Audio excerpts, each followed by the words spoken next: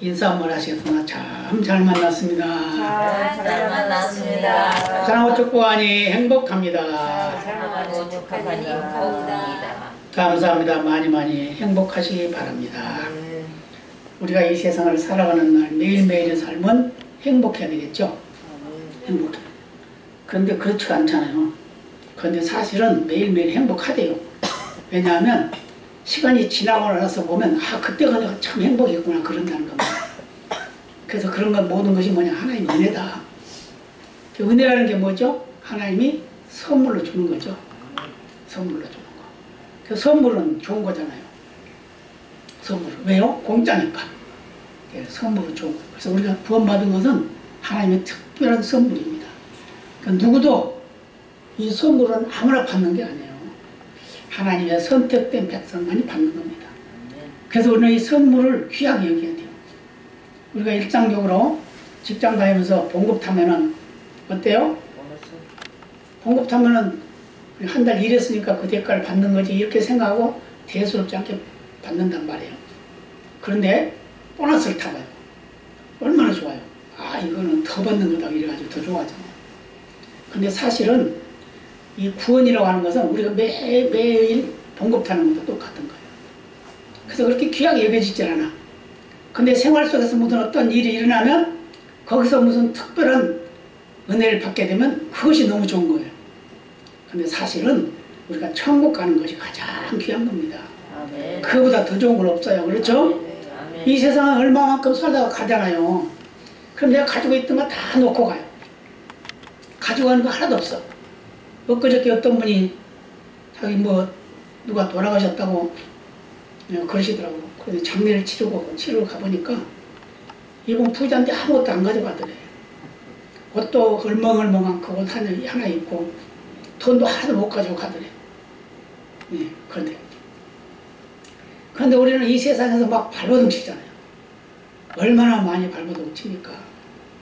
그런데 우리가 매일매일 행복하고 감사하고 평안해야 되는데 그게 없다는 겁니다.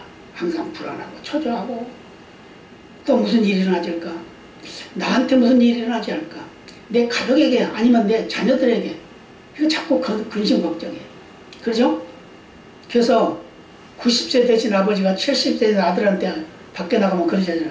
길 조심해라, 차 조심해라 그런다잖아요. 그런 것 같지. 왜 그래요? 염려가 되니까. 누가? 자녀가. 그런데 우리는 염려 속에 살고 있지만 사실은 예수 안에 있으면 평안이 있습니다. 아멘입니다. 그래서 오늘 본문을 보면 화평케 하는 자는 복이 있나니 저희가 하나님의 아들이라 일컬음을 받을 것이며, 이게 8복 중에 7번째 말씀이죠. 그래서 화평케 하는 자의 복, 이 복을 받아야 되는데 평안은 언제나 아름답다라고 이렇게 고백한 분이 있어요. 그분이 트먼이라고 하는 분인데 평안은 언제나 아름답다. 근데 이 평화라는 것을 아주 남용하는 사람이 참 많다는 거예요. 참 많아요. 근데 실제로 평화가 우리 삶 속에 별로 나타나지 않는다는 거예요. 그래서 우리 주변 상황을 봐도 얼마나 어렵습니까? 우리나라만 봐도 어때요? 며칠 전에는 저기 괴산에서 지진이 일어났잖아요. 근데 우리나라에서 일어난 지진 중에 가장 세대요. 금년에 일어난 지진 중에 4.5, 실제로는 5 정도 된다고 그랬는데 이런 지진이 났죠. 그런데 또 어제 토요일 날은 또 어때요? 아이고 좋은 날이라고 그러잖아요. 흘러니 뭔지 날 잘 몰라요. 뭐 하는 건지. 근데 젊은이들이 막 모여들었어요. 그 이태원이라고 하는 그 좁은 지역에, 거기는 사실은 길도 그렇게 넓지도 않아요. 그 골목은 길도 좁아요. 겨우 차 다니는 왕복 차선 있는 그런 길인데.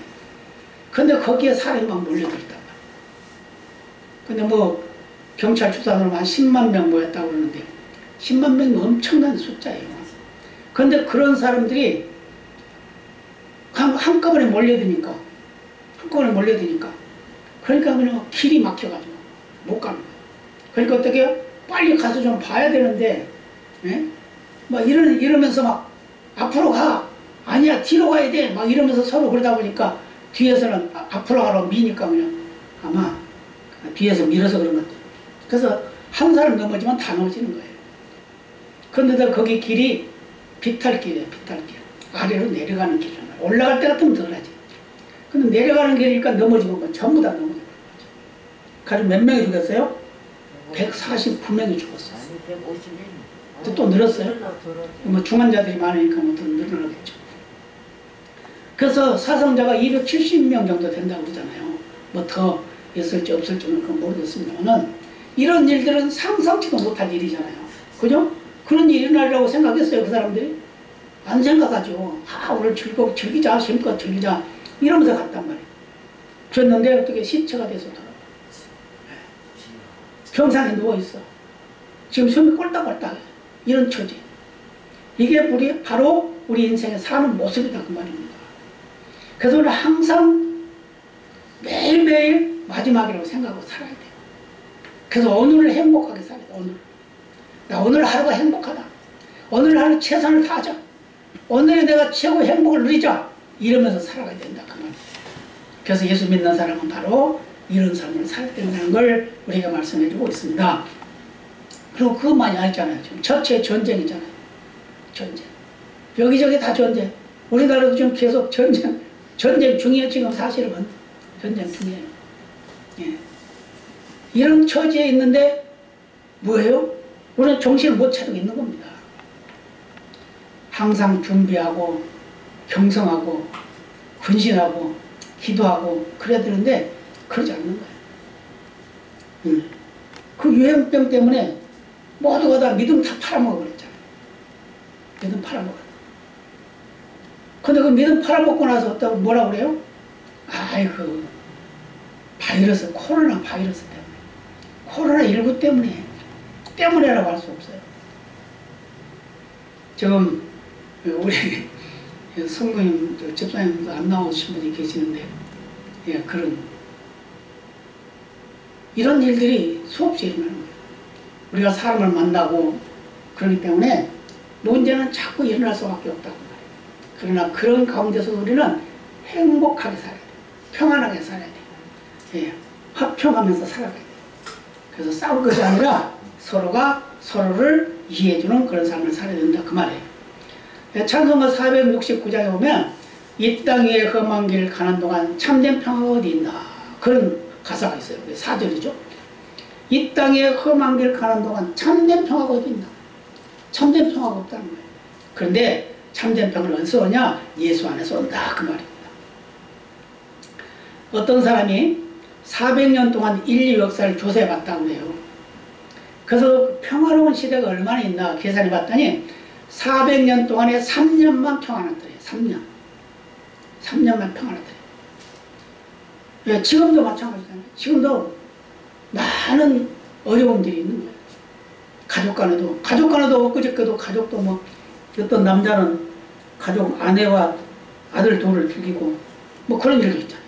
아니 왜 죽여? 죽이기는 차라리 자기나 죽지. 그러잖아요. 그래서 화평케 하는 자는 복이 있다. 화평케 하는 자는 복이 있다. 그게 누가 해야 되냐? 우리 예수 믿는 하나님의 사람들이 해야 된다고 말이에요.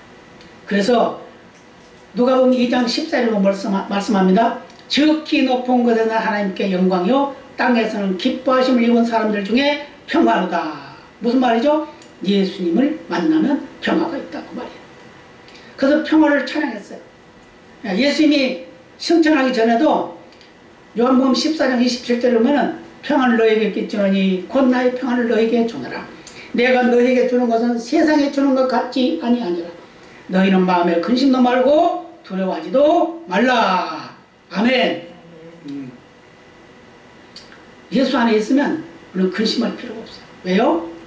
예수님이 불러가면 천국 가는 거고 안 불러가면 열심히 일하면 되는 거고 그렇게 생각하고 살면 되는 거예요. 그런데 자꾸 고통이 오는 자 염려가 오는 거예요. 그러면 화평이라는 게 뭐냐? 화평이라는 게 보통 우리 인사할 때 그러죠? 샬롬 그러냐? 샬롬. 이 샬롬이라는 말이 화평이란 말입니다. 평안이란 말이에요. 이게 이제 히브리어로 쓰는 말씀인데 그래서 이스라엘 백성들은 샬롬, 아침 인사가 샬롬이래요. 그 말은 우리나라 말로 뭐예요? 안녕하세요. 그 말이에요. 아침에 일어날 때 안녕하세요. 그렇게 인사하시잖아요.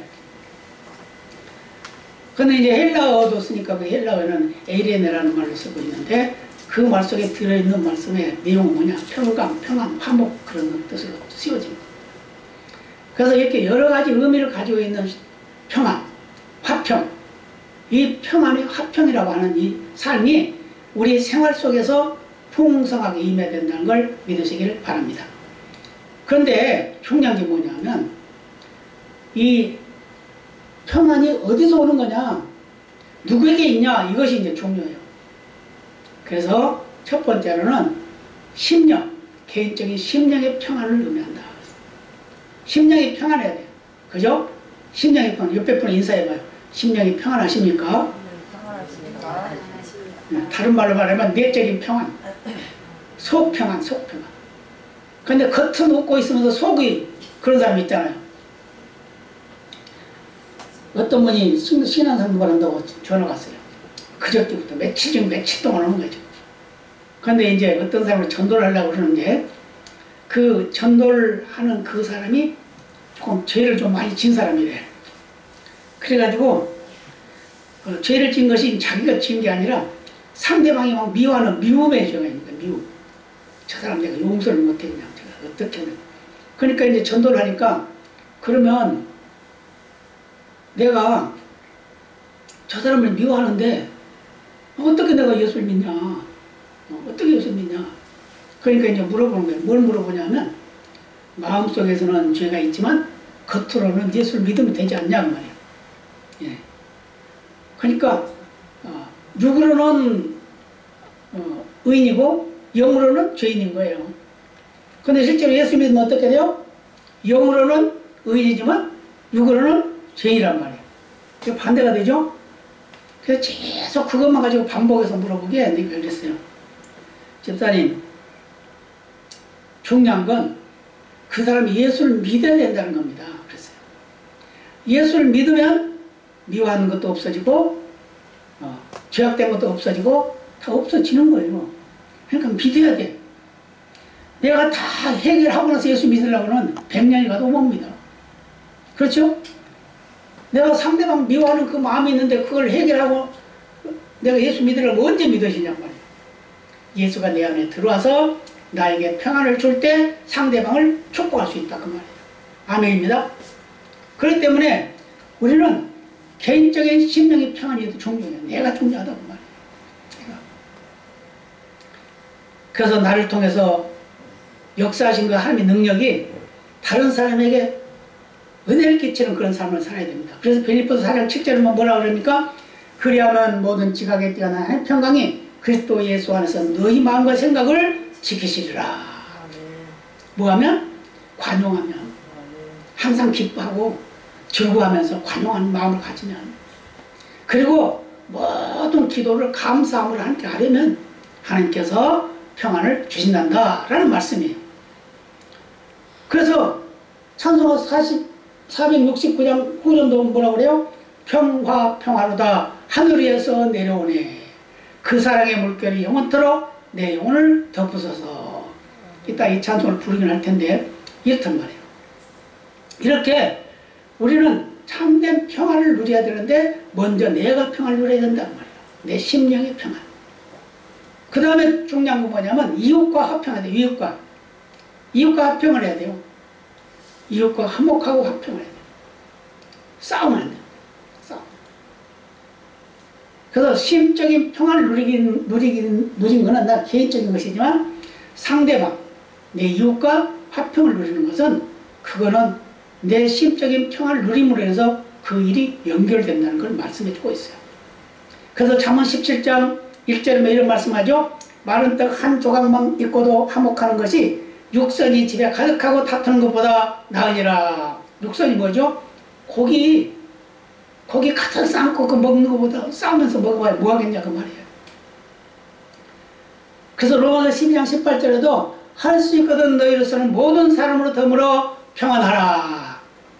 모든 사람으로 더불어 평안하라. 그래서 10편 133편 1절에도 형제가 연합하여 동거하며 어찌 그리 선하고 아름다운고 라고 말했어요. 형제가 연합하는 거, 하나가 되는 거. 싸우는 것이 아니라 화목하는 거. 이것이 아름답다고 말씀하고 있어요. 그래서 우리 기독교는 화목의 종교입니다. 생명의 종교입니다. 믿으시기 바랍니다. 그거가 좀 중요한 게 뭐냐? 하나님과 나와의 관계입니다. 하나님과 나와의 관계에서 화목해야 그게 진짜 화목이에요. 아멘입니다. 예, 그거는 예수님 믿어야만 되는 거예요. 예수를 믿지 않으면 될 수가 없어요. 왜요? 하나님과 우리의 관계를 이어주는 분은 예수님밖에 없어요. 그래서 예수님께서 우리를 이어줬을 때 우리는 참된 평안을 누리게 된다는 걸 말씀해 주고 있어요. 그래서 에베소서 2장 13절에 말씀합니다. 이제는 전에 멀리 있던 너희가 그리스도 예수 안에서 그리스도의 피로 가까워졌느니라. 뭘로? 그리스도의 피로. 아멘? 네, 그리스도의 피로 가까워졌어요. 그래서 예수님도 말씀하셨어요. 너희는 먼저 그의 나라와 그의 일을 구하라. 그리하면 이 모든 것을 너희에게 더하시리라. 무슨 말이죠? 먼저 중요한 게 하나님과 가까이 있어야 된다고 말이에요. 주님의 나라가 더 중요하다 그 말이에요. 무엇을 먹을까, 무엇을 마실까, 무엇을 입을까 염려하지 마라. 이것은 세상 사람들이 염려하는 걸 한다. 그러나 하나님의 자녀들은 하나님이 때를 따라 공급해 주신단다. 근데 중요한 게 있단다. 그것은 바로 하나님과 화목하는 것이란다 라고 말씀하고 있다 그 말이에요. 아멘입니다. 그래서 고린도후서 5장 20절에도 이러므로 우리가 그리스도를 대신하여 사신이 되어 하나님이 우리로 너희를 권면하시는 것 같이 그리스도를 대신하여 간구하느니 너희는 하나님과 화목하라. 아멘. 하나님과 화목하라는 거예요. 로마서 5장 1절에도 말씀합니다. 그러므로 우리가 믿음으로 의롭다 하심을 얻었은즉 우리 예수 그리스도를 말미암아 하나님으로 더불어 화평을 누리자. 아멘. 누구와 관계가 중요하다고요? 하나님과 나와의 관계가 중요하다는 거예요. 하나님과 나의 관계가 해결되면 사람과 사람의 관계도 해결되는 거예요. 그런데 우리의 삶의 평화를 방해하는 요소들이 있다는 겁니다. 그건 뭐냐? 죄가 그렇다. 죄가 우리 속에 들어오면 평화가 없어지는 거예요. 방해꾼이 되는 거예요. 근데 그 평화는 여러 가지 요건에 따라 있어요. 정치적으로도 또는 경제적으로도 사회적으로도 해결해야 될 문제들이 많이 있다는 거예요. 근데 가장 중요한 게 뭐냐? 믿음, 신앙적인 거가 중요하다. 신앙적인 것이 해결되면 다른 거 다 해결될 수 있다는 걸 말씀해 주고 있어요. 그래서 예수님도 마태복음 15장 19절에서 말씀합니다. 마음에서 나오는 것은 악한 생각과 살인과 간음과 음란과 도적질과 거짓 증거와 회방이니 이렇게 말씀하셨습니다. 마음속에 나온 겁니다. 이 말씀을 한 배경이 뭐냐면 식사를 하는데 그릇을 씻지 않고 먹었어요. 접시를 씻지 않고. 그러니까 바리새인들이 왜 당신과 당신의 제자들은 그릇을 씻지 않고 손도 씻지 않고 발도 씻지 않고 왜 음식을 먹습니까? 그랬어요. 그러니까 하신 말씀이에요. 손 안 씻고 먹는 거, 그릇 안 씻고 먹는 거 별거 아니다. 왜냐하면 그것은 입으로 들어가서 뒤로 나가지 않냐. 뭐가 돼서? 똥이 돼가지고 나가지 않냐. 그런데 마음속에 나온 것은 이런 거단다. 악한 생각, 살인, 간음, 음란, 도적질, 거짓 증거, 회방, 남을 아주 괴롭히려고 하는 그런 것들. 그래서 우리는 마음속에 항상 있는 이 7가지 죄를 자꾸 제거해야 된다는 걸 말씀해 주고 있습니다. 그 다음에 또 중요한 게 뭐냐면 우리의 교만, 이기심, 독선 이런 것들이 방해 요소라는 거예요. 지금 세상 돌아가는 거 보세요. 곳곳에 전쟁의 전쟁, 곳곳에 전쟁. 지금 재난이 얼마나 많은지 몰라요. 근데 거기에 참된 평화가 있어요? 없잖아요. 말로는 평안하잖아요. 말로는 평화해. 근데 속으로는 전쟁 노름하고 있는 거야. 그래요? 말로는 평화하면서 속으로는 무기 만들고 있는 거예요.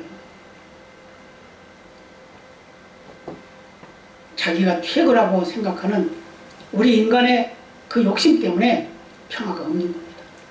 그래서 오늘 어떻게 되냐? 하나님 앞에 나를 드리는 겁니다. 그러면 어떻게 되냐? 화평케 하는 자가 되어야 된다 그 말이에요.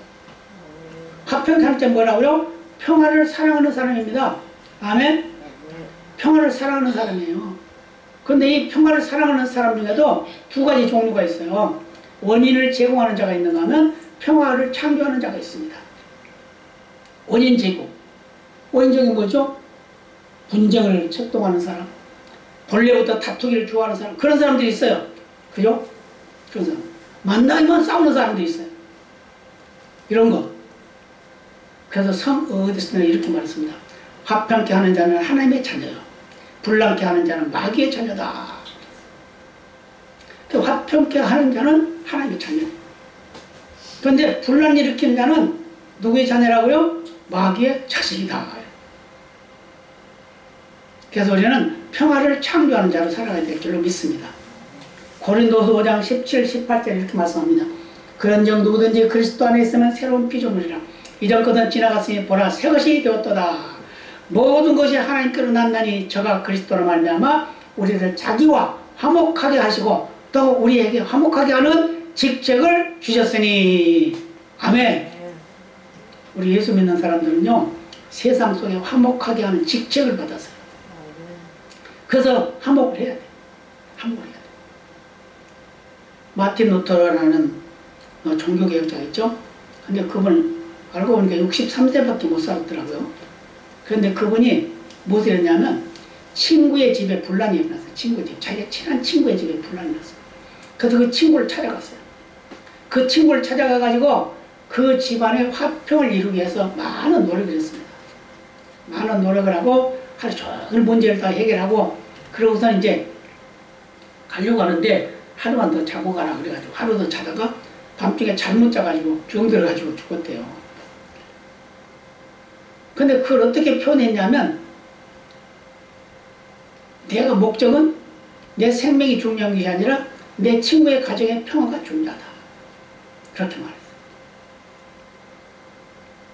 그래서 평화를 위해서 목숨까지 버릴 수 있는 그런 사도가 되야 된다는 걸 말씀해주고 있습니다. 그러기 위해서는 어떻게 되냐? 자아를 포기해야 돼. 나 욕심, 나 잘난 거 이런 거 다 버려야 된다 그 말. 그랬을 때 역사가 나타나는 거예요. 그리고 혀와 입술을 억제해야 된다고 합니다. 잠언 26장 20절에 이렇게 말씀해요. 나무가 닿으면 불이 꺼지고 말쟁이가 없어지면 다툼이 식으니라. 말 많이 하는 사람들이 싸움을 잘해요. 그죠? 말 많이. 그래서 말을 할 수 있는데 안 하는 게 좋아요. 꼭 필요한 말만 해요. 야고보서 3장 2절에서도 이렇게 말씀합니다. 우리가 다 실수가 많으니 만일 말에 실수가 없는 자는 곧 온전한 사람이라. 능히 온몸도 굴레 씌우리라. 말을 실수하지 않고 잘하면 그것같이 좋은 게 없다 그 말이에요. 예. 그래서 뭐라고 그랬어요? 재갈을 먹여야 된다. 재갈. 야고보 사도는 그렇게 말했어요. 재갈을 먹여라. 말에게 재갈을 먹이죠? 왜 말에게 재갈을 먹일까요? 소는 코를 뚫어서 콧구리를 채워넣는데 말은 왜 재갈을 먹일까요? 말과 소의 이빨은 다릅니다. 달라요. 말은 무는 버릇이 있어요. 근데 소는 뭐예요? 들이받는 버릇이 있죠? 그래서 코를 뚫었어요. 말은 무는 버릇이 있으니까 못 물게 하려고 입에다가 새덩어리를 물려놓는 거예요.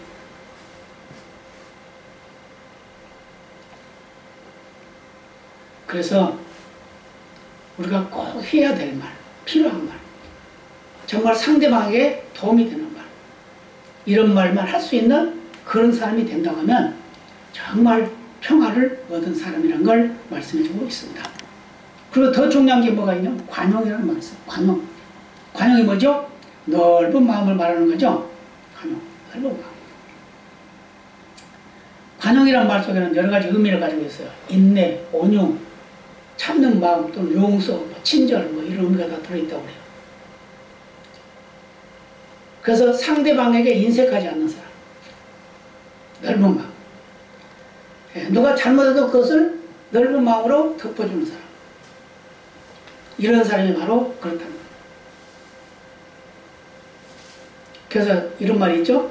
재판관이 너무 법에 얽매여 있으면 관용하는 마음이 없다. 관용을 베풀 수가 없다. 맞죠? 그 다음에 이제 중요한 게 또 있어요. 뭐가 있냐면 평안하게 하는 자가 돼요. 평안하게. 화평케 하는 자가 돼야 돼요. 지금까지 모든 것이 어울려서 하나가 되는 건데 오늘 본문에 말씀하고 있죠. 화평케 하는 자는 하나님의 아들이라 일컬음을 받을 것이요. 하나님의 아들이 되는 거예요. 하나님의 아들의 자격으로 하나님을 닮는 삶을 살게 되는 겁니다. 아들은 부모를 닮고 또 그렇게 삽니다. 그래서 자식을 보면 부모를 알 수 있다고 합니다. 그래서 부모는 화평을 이루어야 합니다. 그래서 히브리서 13장 20절 말씀합니다.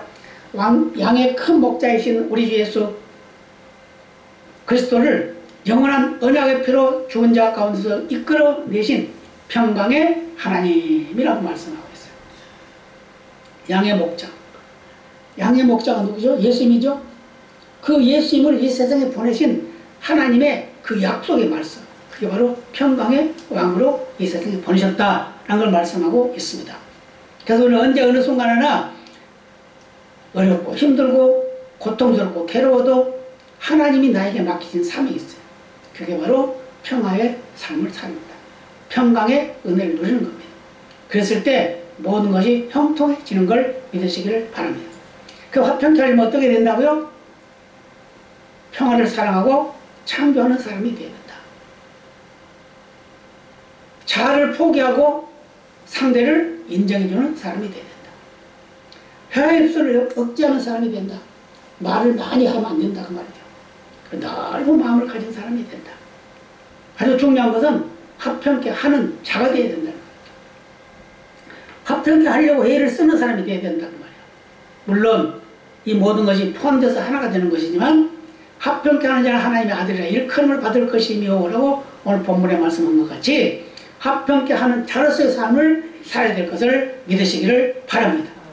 그래서 내 이웃이 또 내 가족이 내 가정이 내 기업이 내가 섬기는 교회가 화평을 이루고 내가 살고 있는 나라가 화평하도록 끊임없는 기도의 역사를 이루는 능력의 삶이 되어야 될 줄로 믿습니다.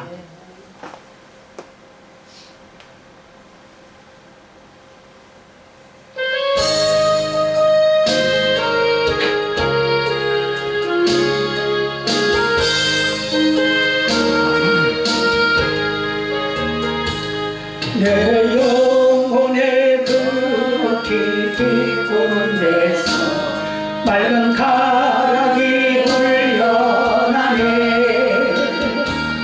하늘 복조가 언제나 흘러나와 내 영혼을 고이 싸네.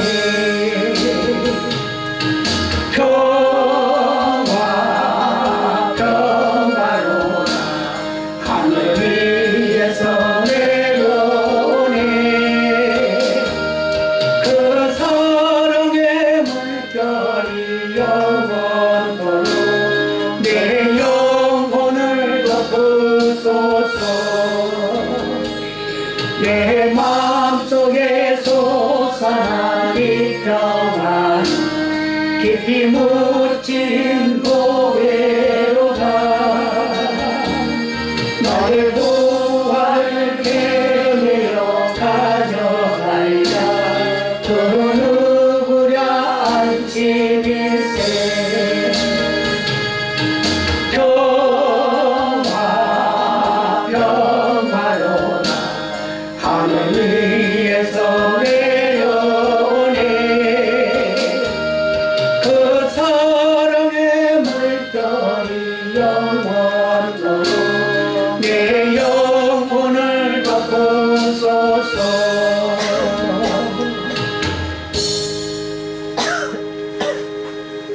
하나님 감사합니다.